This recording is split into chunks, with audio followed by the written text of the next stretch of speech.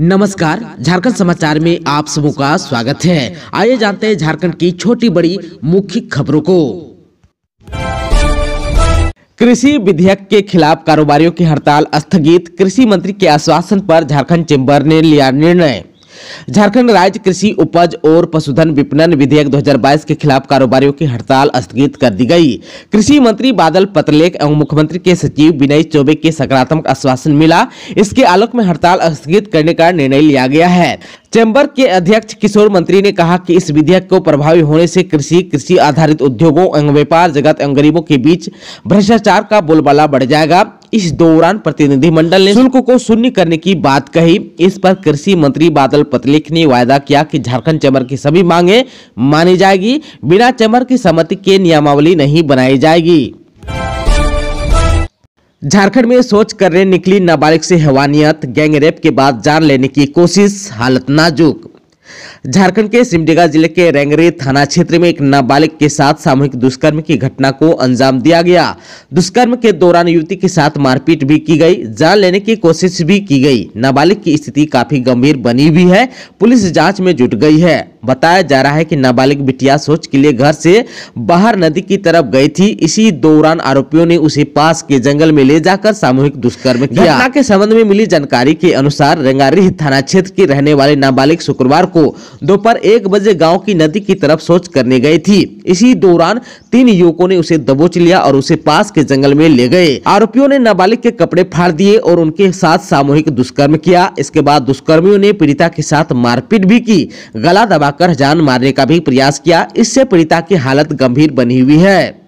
इधर काफी देर होने के बाद घर नहीं लौटने पर उसकी बहन और अन्य परिजनों द्वारा उसकी खोजबीन शुरू की गई, किंतु नहीं मिली। शाम 5 बजे पीड़िता अपने मोबाइल से किसी तरह कॉल कर अपनी बड़ी बहन को कपड़े लेकर घटनास्थल पर बुलाई। उसकी बहन कपड़े लेकर घटनास्थल पहुंची तथा पीड़िता को घर लेकर आई। घर आने के बाद पीड़िता बेहोश हो गई। शनिवार की सुबह थोड़ी देर के लिए होश आने पर उसने आप बीती घर वालों को बताई। इधर सूचना मिलते ही पुलिस ने अस्पताल पहुंचकर मामले की छानबीन शुरू कर दी है। सूचना पर डीएसपी पतरस बरवा भी अस्पताल पहुंचे और जानकारी ली।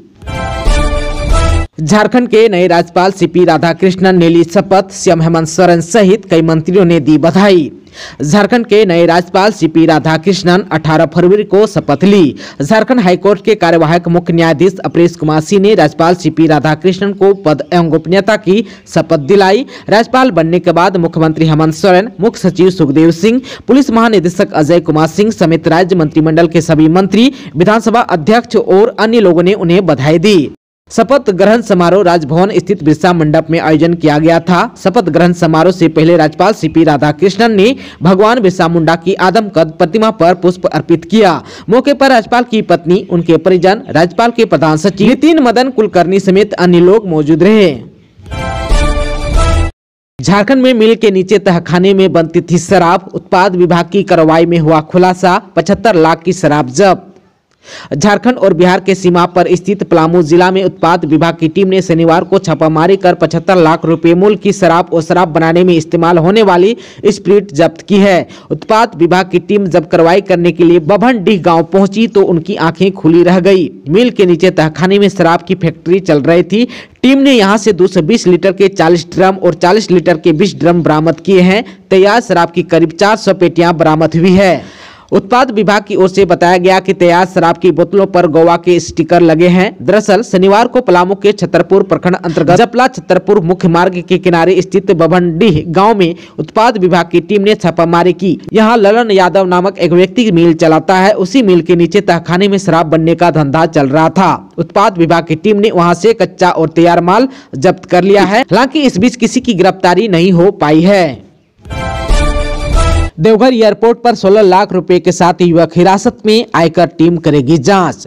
देवघर एयरपोर्ट के रास्ते दिल्ली जा रहे युवक को 16 लाख रुपए से भरे बैग के साथ कुंडा पुलिस ने देवघर एयरपोर्ट से हिरासत में लिया है। हिरासत में लिया गया युवक सोहेल अख्तर दुमका जिला के शिकारीपाड़ा का रहने वाला है।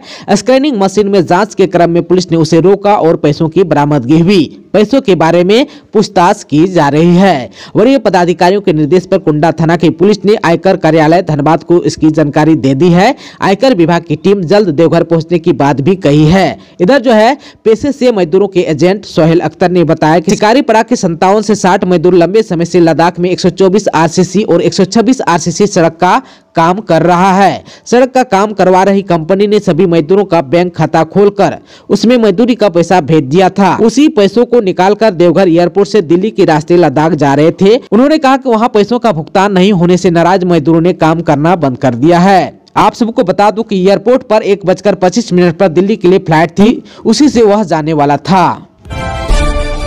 शिव बारात में शामिल होने के बाद बोले झारखंड के सीएम हेमंत सोरेन, पहाड़ी बाबा की तरह बना रहे राज्यपाल का आशीर्वाद। झारखंड में पूरे धूमधाम से महाशिवरात्रि का त्योहार मनाया गया। विश्व प्रसिद्ध बाबा बैद्यनाथ की नगरी देवघर के अलावा झारखंड के अलग अलग हिस्सों में शिवालय है, जहां सुबह से ही पूजा अर्चना की गई। राजधानी रांची के पहाड़ी मंदिर में भी हर साल देवघर की तरह शिव बारात निकाली जाती है। इस बार भी शिव बारात निकाली गई। इसमें झारखंड के मुख्यमंत्री हेमंत सोरेन खुद शामिल हुए। इस दौरान श्रद्धालुओं की भारी भीड़ उमड़ी थी। सीएम हेमंत सोरेन के साथ साथ झारखंड के राज्यसभा के सांसद महुआ माझी और अन्य लोग भी पहाड़ी मंदिर पहुंचे थे। इस अवसर पर मुख्यमंत्री श्री सोरेन ने शिव बारात के आयोजन के लिए पहाड़ी बाबा मंदिर कमेटी की तारीफ की। शिव बारात में शामिल होने के लिए पहुंचे सीएम हेमंत सोरेन ने मंच पर भगवान शिव और मां पार्वती की आरती भी की, उनका आशीर्वाद लिया। साथ ही मुख्यमंत्री हेमंत सोरेन ने झारखंड वासियों को महाशिवरात्रि की शुभकामनाएं भी दी। सीएम हेमंत सोरेन ने कहा कि हमारे लिए यह गौरव की बात है, हम साल भर इस त्योहार का इंतजार करते हैं। यह हमारी परंपरा ही है जिसे सालों से हम निभाते आ रहे हैं। इस शुभ अवसर पर हमारे राज्य के नए राज्यपाल ने भी शपथ ली है। पहाड़ी मंदिर पर आयोजित कार्यक्रम में हेमंत सोरेन ने कहा कि हम यही उम्मीद करते हैं कि जिस तरह से पहाड़ी बाबा का आशीर्वाद हम सबके ऊपर बना हुआ है, उसी तरह से नए राज्यपाल का भी आशीर्वाद हम पर बना रहे। रेबिका हत्याकांड का मुख्य आरोपी मेनवल अंसारी दिल्ली से गिरफ्तार। साहिबगंज में बहुचर्चित रेबिका हत्याकांड के मुख्य आरोपी मेनवल अंसारी को साहिबगंज पुलिस ने दिल्ली पुलिस के सहयोग से 62 दिन बाद दिल्ली से गिरफ्तार कर लिया। मेनवल अंसारी रेबिका हत्याकांड को अंजाम देकर बोरियो से फरार हो गया था। मेनवल अंसारी की गिरफ्तारी की पुष्टि एसपी अनुरंजन किस्पोटा ने की। सूत्रों के मुताबिक मेनवल अंसारी को गिरफ्तार करने के लिए बोरियो थाना प्रभारी जगन्नाथ पान गुप्त रूप से दिल्ली रवाना हुए थे। उन्होंने दिल्ली पुलिस की मदद से मेनवल अंसारी के दोनों बेटों को हिरासत में लेकर पूछताछ की। बेटों की निशानदेही पर उनके ठिकानों पर छापेमारी कर मेनवल अंसारी को गिरफ्तार कर लिया। पुलिस मेनवल को लेकर शनिवार को साहिबगंज पहुंची। एसपी अनुरंजन किस्पोटा ने कहा कि घटना के दिन के बाद से ही पुलिस नजर बनाई हुई थी। सफलता पर पुलिस टीम को बधाई दी है। झारखंड में सीएनटी एसपीटी एक्ट के कारण ऋण मिलने में हो रही है परेशानी। वित्त मंत्री बोले सुधार के लिए हो रहा है काम। सीएनटी एसपीटी एक्ट के कारण कई जरूरतमंदों को बैंकों से ऋण नहीं मिल पा रहा है। इस एक्ट के कारण जनजातीय लोगों को आज भी गृह और कृषि ऋण नहीं मिल पा रहा है। इस परेशानी को देखते हुए राज्य सरकार इस एक्ट में सुधार को लेकर काम कर रही है। यह बातें वित्त मंत्री रामसर उरांव ने एसएलबीसी की बैठक के बाद आयोजित संवाददाता सम्मेलन में शुक्रवार को स्थानीय होटल में कही।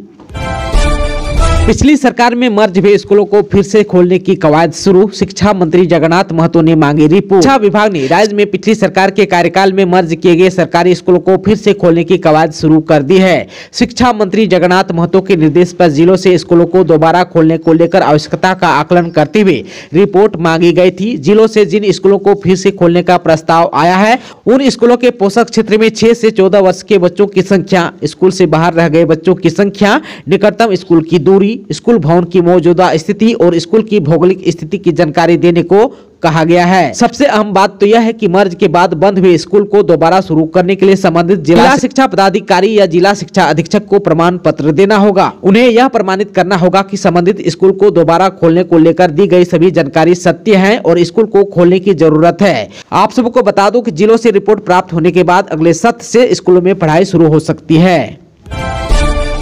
विधायक ढुल्लू महतो के निर्वाचन मामले में गवाही दर्ज, 3 मार्च को होगी अगली सुनवाई।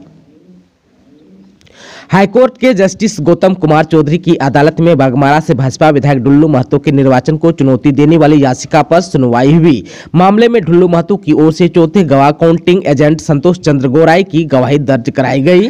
उनकी ओर से कहा गया कि मतगणना में कोई गड़बड़ी नहीं हुई है। गवाह का प्रति परीक्षण प्रार्थी जलेश्वर महतो के अधिवक्ता अरविंद लाल ने किया। प्रति परीक्षण में गवाह ने कहा कि बूथ संख्या 266 में मशीन खराब थी, इसलिए मतगणना नहीं हुई। इस पर अधिवक्ता ने पूछा कि क्या उस समय राष्ट्रपति शासन था, तो इस पर गवाह ने कहा कि उस समय झारखंड में राष्ट्रपति शासन था। आप सबको बता दूं, ढुल्लू महतो के साथ गवाहों की सूची में से अब तक 4 की गवाही पूरी हो चुकी है।